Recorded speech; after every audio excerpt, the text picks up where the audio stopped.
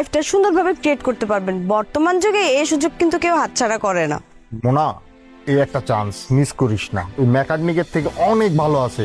দেখেন আপু, আমি তো আপনাকে অলরেডি বলেছি যে আমি আমার লাইফ পার্টনার যে হবে তাকে আমি অলরেডি চুজ করে ফেলেছি। সো এখানে আর পরবর্তীতে কোনো কোয়েশ্চেন থাকতে পারে না।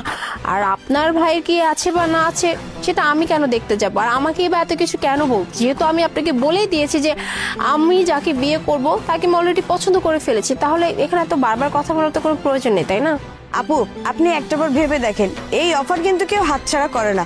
কোটি টাকার বাড়ি, লাখ টাকার গাড়ি, আর নিজের ইচ্ছে মতো ফ্রিডম ভাবে যা খুশি তাই করতে পারবেন। আমার ভাই কিন্তু আপনার ফ্রিডমে কোনো প্রকার বাধা সৃষ্টি করবে না।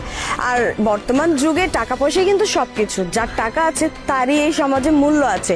আপনি লাখ টাকা গাড়ি নিয়ে ঘুরবেন, আর আপনার বন্ধু বান্ধবরাও তখন আপনাকে বলতে পারবে যে না, ওর ভালো জায়গায় একটা বিয়ে হয়েছে, সুন্দরভাবে নিজের লাইফটা সেটেল করতেছে। আর যদি একটা গরিবের ঘরে বউ হয়ে যান, অভাব অনটন না জানি আরো কত কি, আপনার লাইফটা খুব সুন্দরভাবে সেটেল হয়ে যাবে যদি আপনি আমার ভাইকে বিয়ে করেন। আর আপনার যে গেট আপ, এই গেট আপে তো গরিব ঘরে আপনাকে মানাবে না। তাই বলতেছিলাম আপনি আমার এই অফারটা অ্যাকসেপ্ট করে নেন, তাতে আপনারই ভালো হবে। দেখেন আপু, সবার হয়তো বা টাকা পয়সা দরকার থাকতে পারে, বা সবাই হয়তো বা চাইতে পারে আমার বাড়ি থাকবে, গাড়ি থাকবে, কিন্তু আমার এসবের দরকার নাই। আমার জন্য যা দরকার সেটা আমি অলরেডি পেয়ে গেছি। সো এসব কথা বলে আমাকে কোনো লাভ নেই। আপনি প্লিজ হয় আপনার কাজ করুন, আর না হলে আমাকে ডিস্টার্ব করবেন না। আরে আপু, আপনি কেন বুঝতেছেন না? পাগলেও তো নিজের ভালো নিজের বুঝে। আর আমি আপনাকে বুঝাতে কেন ব্যর্থ হচ্ছে আমি তো এটাই বুঝতেছি না।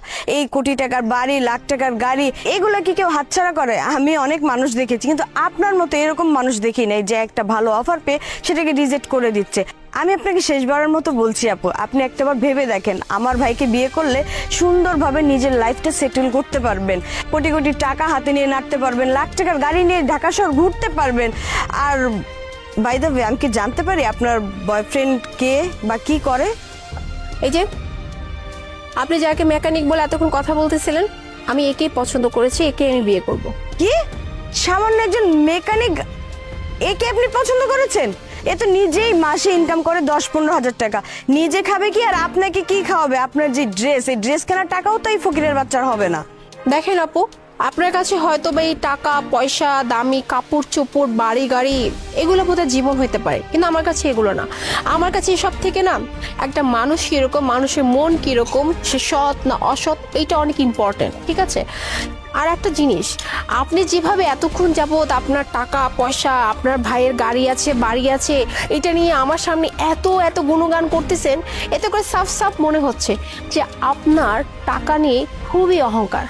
আর যেখানে কিনা আপনার এত অহংকার থাকতে পারে, সেখানে আপনার ভাই